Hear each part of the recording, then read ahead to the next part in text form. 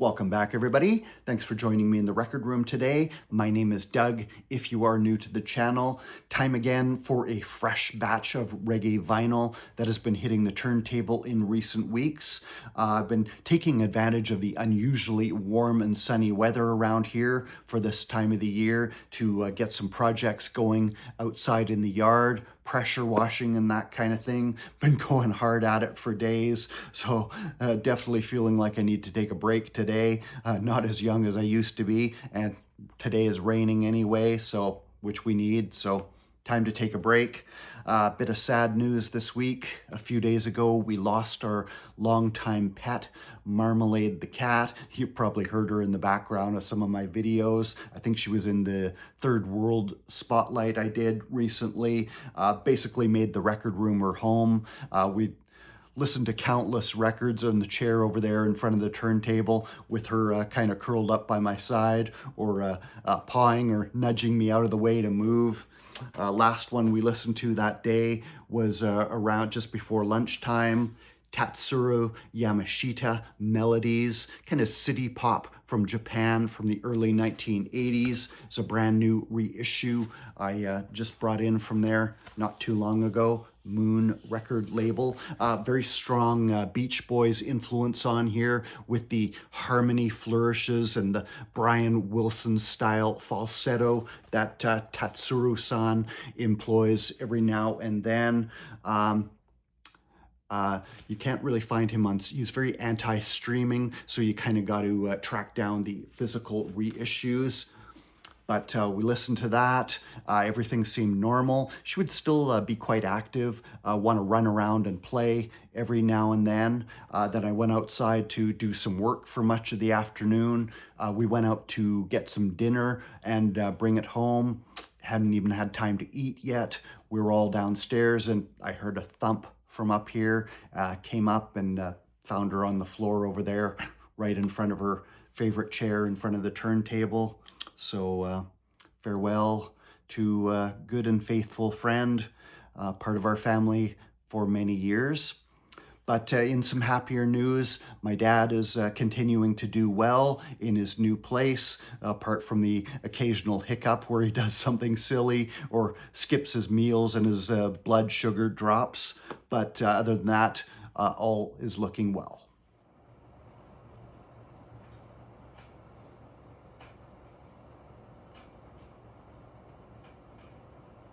Just today, I was listening to the one called Winston Thompson, better known in the world as Dr. Alimantado, here with his Love Is album, originally presented in 1983. This is a recent reissue on his own Keyman Records label, and this is a signed copy I was able to acquire. More blessings, Dr. Alimantado, DJ, sometimes a singer, producer, made his name on a run of singles in the early part of the 1970s for various producers, sometimes for himself as producer. Got some of his best results with Lee Perry, including the completely bonkers Best Dressed Chicken in Town, which was used as the title track of his debut LP, released in 1978, and was the very first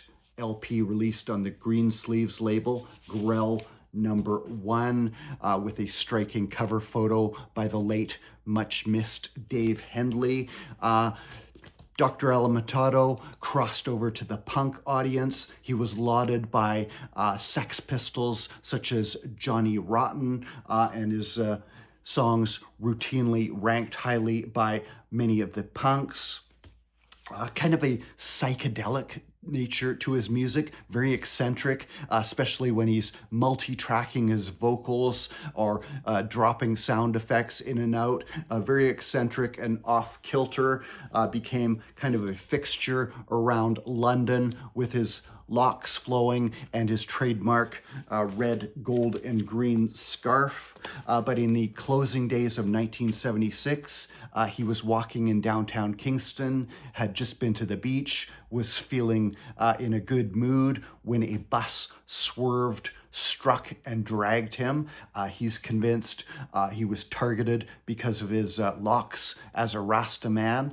He was nearly killed. Reflecting on the experience in hospital, he came up with a song called Born for a Purpose, reasoning that he was left to survive, to spread his music, spread the word of Jah's love, the healing prescription of Jah medicine on this earth, which he has done ever since. His second album, also released on Greensleeves, Sons of Thunder, including that song, Born for a Purpose, inspired by his near-death experience. 1983, he returned with the Love Is album, and like many of his albums, this is kind of collected from different sessions at different studios, recorded at various times, giving it kind of a disjointed, chaotic feeling, but that suits who Dr. Alimantado is. He's quite out there as a DJ. This includes She Rang Up, which is a different version on the same rhythm as Best Dressed Chicken in Town, derived from Bill Withers' Ain't No Sunshine, the rhythm track, alternative version to that, as well as Sata in the Park, another take on Sitting in the Park, which is included in the second album. So we would use a lot of the same rhythm tracks over and over again, do them in different ways. Very unique and compelling figure in reggae who's led something of a nomadic gypsy lifestyle ever since, moving from country to country, but still active today.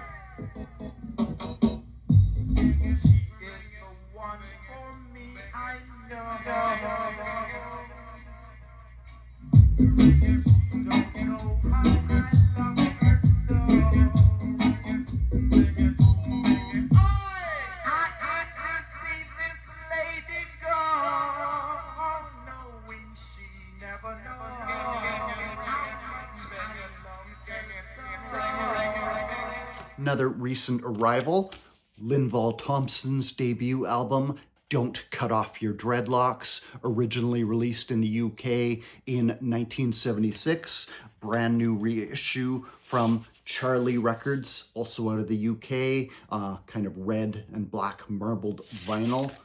Linval Thompson, singer turned producer, got his start with a run of singles for various producers, including hits for Phil Pratt and Lee Perry. However, he really hit his stride with Bunny Lee, then in the full swing of the Flying Cymbals era in the mid-1970s, and began notching up some hits for Bunny Lee, including the title track, the storming Jaja the Conqueror, Long Long Dreadlocks, and many other Rasta-themed hits, mixing it up here with a few more romantic offerings to keep things interesting. Linval was introduced to me way back in the year 2000 through Blood and Fire Records, as so many vintage reggae artists were, with the compilation Ride on Dreadlocks, which included some tracks from that debut album,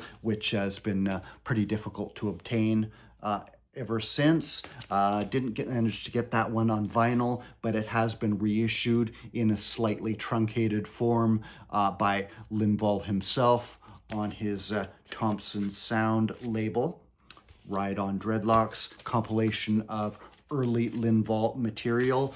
Linval, after this album, would almost immediately switch to producing himself, as well as expanding to other artists through the late 1970s and into the early 1980s, when it could probably be argued he was one of the most preeminent producers on the scene. As the rub-a-dub era of the early 1980s took over, he was right in step with the times, utilizing the Roots Radix band, the mixing talents of Scientist for his dub versions, including some very highly thought of and sought after dub albums. But this is where it all began for him, his debut album, Don't Cut Off Your Dreadlocks.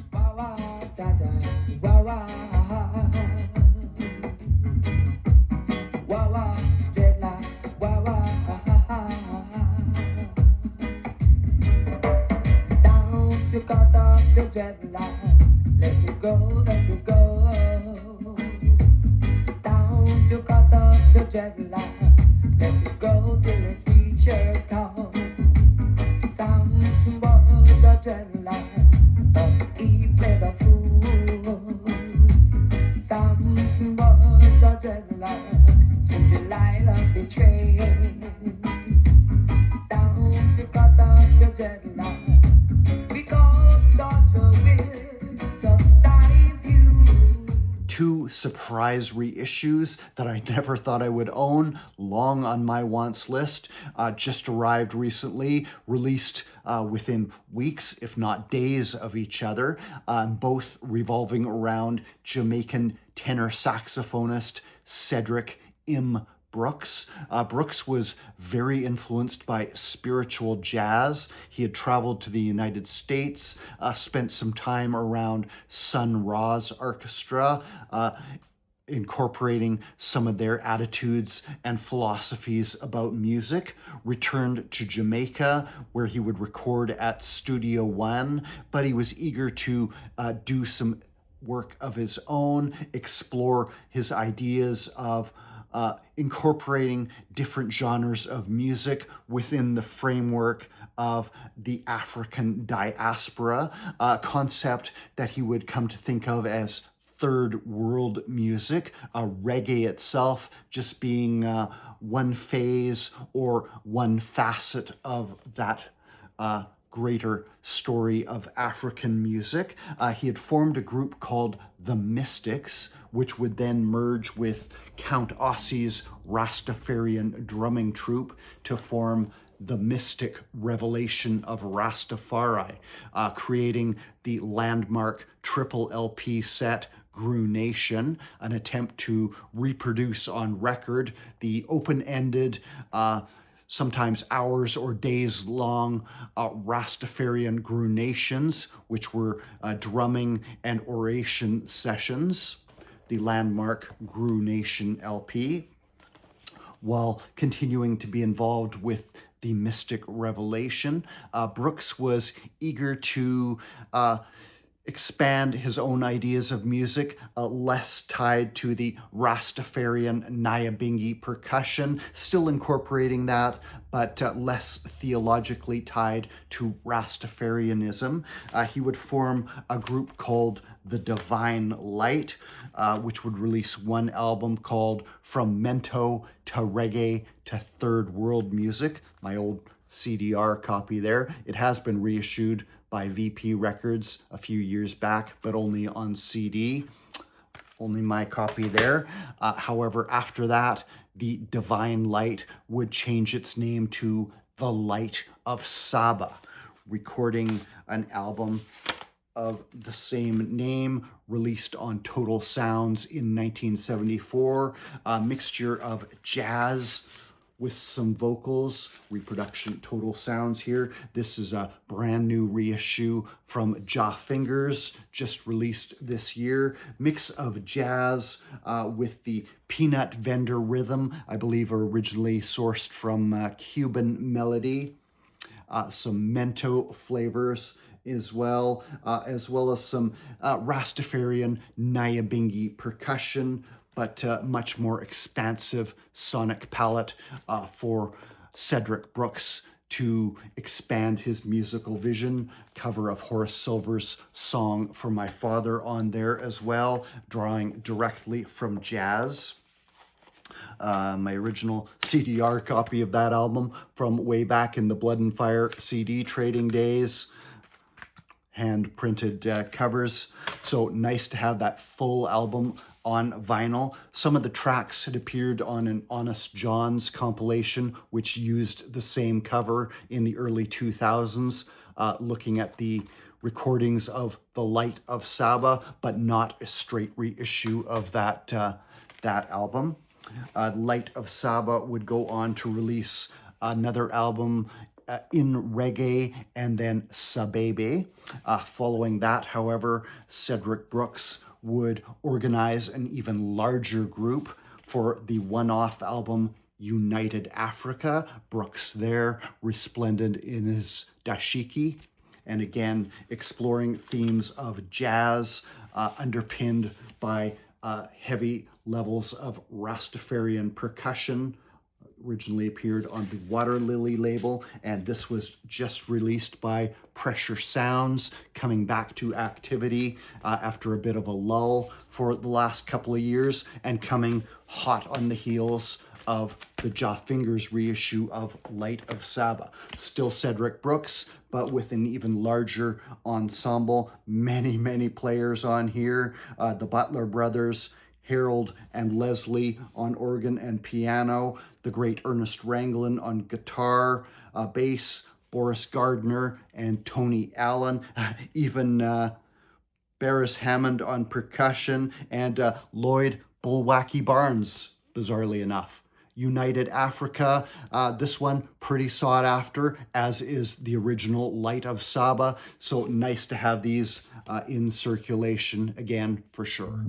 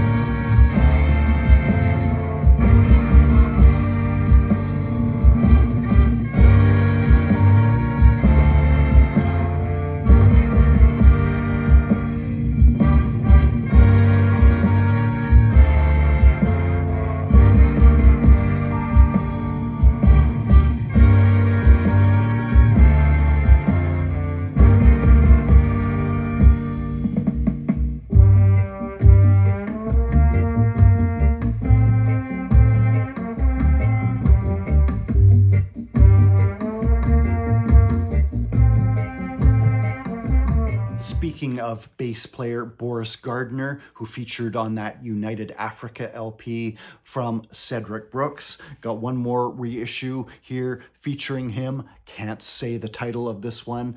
You'll have to read it for yourself. This was the soundtrack to an early 1970s blaxploitation film that was made in Jamaica. The offending word in the title was attempting to reclaim it from the negative connotations, reclaim it as part of the Black experience, the Black expression. The film, I haven't seen it, but apparently follows a main character who travels around the island and encounters various musicians, and Boris Gardiner himself was tasked with curating the soundtrack, probably with his band, the Boris Gardiner Happening, which employed a lot of soul and funk in their repertoire. Some of his own solo recordings, quite pop-oriented, but he was also known for laying down some of the baddest bass lines at Lee Perry's Black Ark Studio and elsewhere. So he sings the rather show-tuney title track, which I do like that song. It's quite catchy, gets stuck in your head, but I do prefer the DJ version, which was performed by Big Youth here on his Nagusa Nagast label. That version is not on the album. Elsewhere, there's a couple of instrumentals featuring Leslie Butler on organ. Ghetto Funk sounds exactly as the title would indicate. Rats in the Ghetto, another one, funky, can't say the word. So mix of vocals, bit of reggae, bit of funk, a very obscure Jamaican soundtrack, but was rediscovered later on by hip-hop producers, sampled, I believe, notably by Nas, if I'm not mistaken. Correct me if I'm wrong on that. With the soundtrack as a result becoming quite sought after, but it's now been reissued by the mysterious Solid Roots label out of the Netherlands. So if you like your reggae with a strong dose of funk, this might be the one for you. That's going to do it for today, guys. Still have a few more new arrivals, particularly some Record Store Day exclusive releases, but I'll maybe save those for another video. Don't want this one to get too long. Thanks for hanging out with me, and take care.